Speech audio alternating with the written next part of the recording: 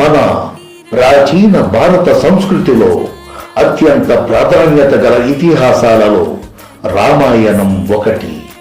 ఇది కేవలం ఒక కథ మాత్రమే కాదు. ఇది ధర్మం, నైతికత, భక్తి, కర్తవ్య నిబద్ధతల శాశ్వత సందేశాల మాలిక. మహర్షి వాల్మీకి రామాయణం ద్వారా శ్రీరాముని జీవితం, ఆయన ఆదర్శాలు మరియు రాక్షస సంహారాన్ని మనకు తెలియజేశారు. ఈ రామాయణ గాథలో మనకు ప్రతి పాత్ర ఓ పాఠాన్ని చెబుతుంది. ప్రతి ఘటనలో ఓ జీవన సందేశం ఉంటుంది. ఈ మహా ఇతిహాసాన్ని తెలుసుకోవటం, వినటం, ఆచరించటం మన జీవితాన్ని ధర్మ మార్గంలో నడిపించగలదు.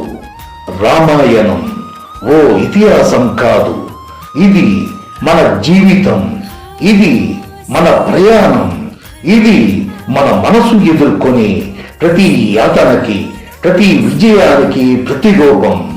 ఇది కుల మతాలకు అతీతమైన పవిత్ర గాథ. ఇందులోని ప్రతి ఘట్టం మన జీవన దారిలో ఒక నిదర్శనం, ఒక నిత్య దర్శనం. అటువంటి అపూర్వ ఘట్టాలను మన హృదయాలలో బదిలపరుచుకుందాం, మన ఆత్మలో ప్రతిధ్వనించనిద్దాం, స్మరించుకుందాం, స్ఫురించుకుందాం.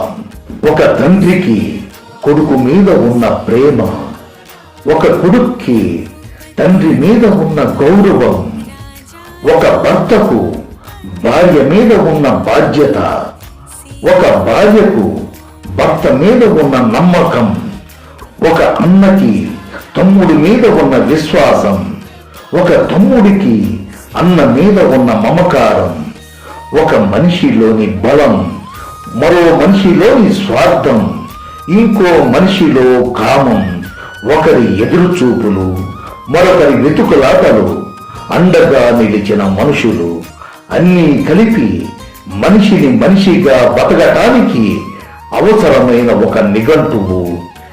అదే రామాయణం.